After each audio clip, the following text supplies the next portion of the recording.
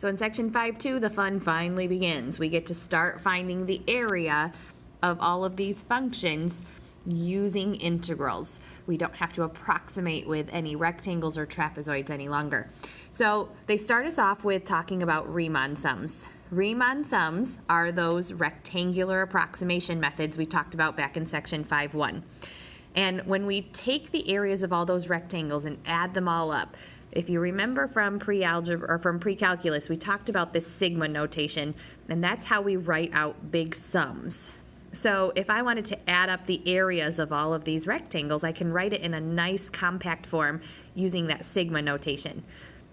And Riemann was the guy that came up with this idea of breaking up a function into little pieces, into subintervals. And so another way to talk about that is to say we've partitioned it or broken it up into parts. When we talk about the norm of a partition, all they're saying is the length of each subinterval. They're saying if you broke up an area from 0 to 6 into 3 rectangles, then our norm would be 2. We would do 6 divided by the 3. We'd get a length of 2 for each subinterval. So here it says, let f be a function defined on a closed interval from a to b. For any partition from a to b, let the number c sub k be chosen arbitrarily, that just means chosen at random, somewhere on that closed interval in a subinterval. If there exists a number such that, and then look at this, and if you stare hard enough, sometimes we go, oh my goodness, is there a swear word in there? But there's not, I promise. All that this says, and I'm going to go back to this in a minute, it says no matter how p and the c sub k's are chosen, then f is integrable. That's a funky word. It means it's able to be integrated on that interval from a to b. This says we're going to take the limit of all of those partitions and we're going to make those partitions go to 0. The length of those subintervals go to 0. That means I'm going to make those rectangles infinitely small, which means I'm going to have infinitely many rectangles. And it says I'm going to add up the function times the width. So length times width, there's my rectangles. Add up all those rectangles, and if there's infinitely many of them, and I get a number, that's the same thing as the integral. So this notation actually comes in quite handy on the AP exam. They actually want you to recognize that this notation is exactly the same thing as an integral. So a couple things that I want you to make a note of in your notes. This first theorem. The first thing I want you to do is I want you to highlight that first sentence that says all continuous functions are integrable. That was not true for derivatives. All continuous functions were not differentiable. Think about like absolute value of x. That was not differentiable at x equals 0. That's not the case for integration. They are integrable. So it says that is if a function f is continuous on a closed interval, then the definite integral also exists. So here's that notation once again, similar to what we had up here. If we have infinitely many rectangles and we add them all up, it's the same thing as an integral. So here's my anatomy of an integral. A couple things I want you to note. First off, this long s is called the integral sign.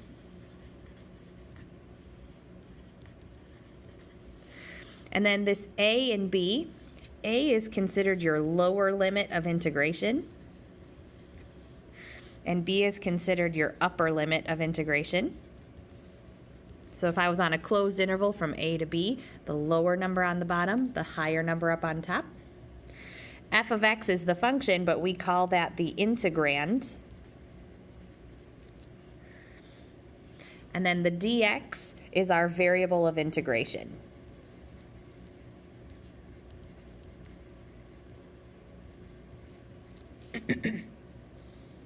And so the way we would read this is we would say the integral of f of x from a to b is, and then we would say what it is. So example 1 says here we've got this closed interval from -1 to 3, and we're going to break it up into n subintervals of length 4 over n. So if I had 20 intervals, then I would do 4 20ths, or 1/5. It says let m sub k denote the midpoint of every subinterval. and they want us to express this limit as an integral. So notice up here, limit is the same thing as an integral. So limit of this is just going to be the same thing as an integral. So my integral from a to b, -1 to 3, and then the function, notice up here, they took those c sub k's and they just changed them to x's. So we're going to do the same thing with these m sub k's. It would be 3x squared minus 2x plus 5, and it's this whole thing with respect to x. We do have to put that dx in there. It's like saying dy dx type of a thing. We have to say with respect to x, because if we have different variables, we're going to see later on that that matters. All right, so example 2 says we're going to evaluate the integral using this area formula. So first things first, we haven't figured out how to do actual antiderivatives yet. However, this should be a familiar function. You're going to get a question here. What is this function? And if you said that this is a semicircle or half of a circle with a radius of 2, you're exactly right. This is one from your packet that you need to know. So this particular function is a half circle with a radius of 2. So this is -2, +2, and 2.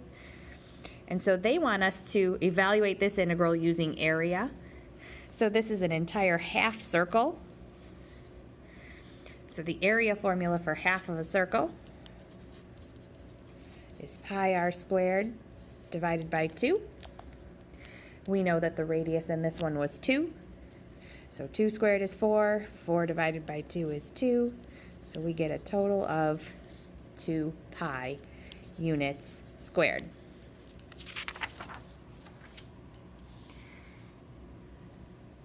So if we talk about these particular functions, sometimes we have area up above the x-axis and sometimes we have area below the x-axis.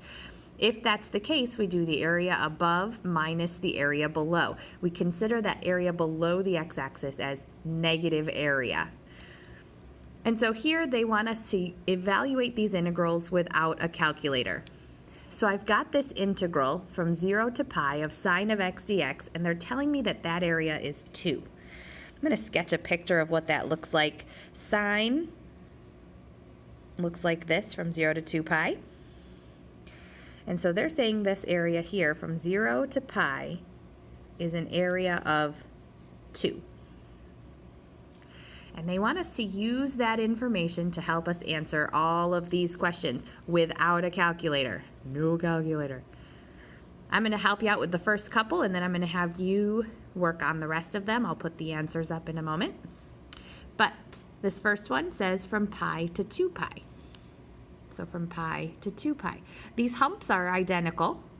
So I know that this one is also going to be 2 down here, except it's below the x-axis. So that means that this area is going to be -2. Which then leads me to this one, 0 to 2 pi. If I did +2 and -2 to get from 0 to 2 pi, that leaves me with a total area of 0. All right, I am going to hit pause. I'm going to have you work the rest of these out. And then actually just do 3 and 4 right now, and then we'll come back. All right, for number 3, we went from 0 to pi halves, so that was just halfway. So you just cut that area in half.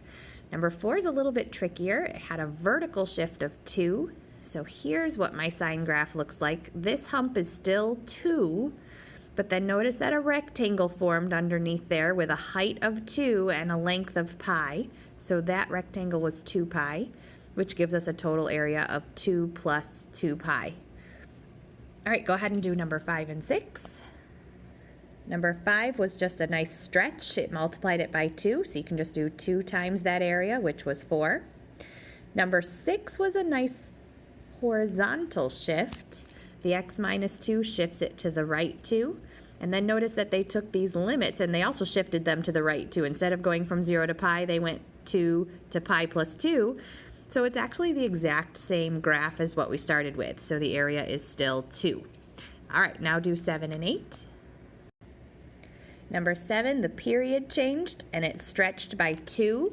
So when we do that one, we get 4. 2 times 2 is 4. And then the cosine graph, we just had to sketch a picture. The humps are exactly the same as the ones on sine of x. So when I sketch that one, I'm going to get a 1 and a -1 here, and that's going to give me a total area of 0.